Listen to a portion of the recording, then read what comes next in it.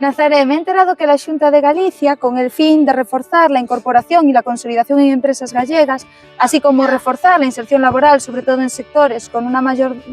demanda, está desarrollando un nuevo plan para favorecer la inserción laboral de jóvenes. Sí, se llama Programa Talento Mozo y forma parte de la gran apuesta que tiene la Xunta de Galicia por fomentar el emprendimiento y más entre la juventud.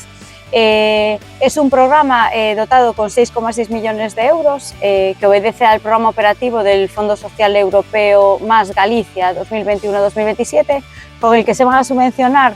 tanto la formación de estos jóvenes como los costes salariales de los contratos que deriven de esa formación. Entonces, este nuevo plan se une a la reformulación integral que está desarrollando de otras órdenes, como son los obradoiros de emprego, en los que este año va a favorecer más incentivos para la contratación, así como incentivos para aquellos concellos que se adhieran al programa. Así es.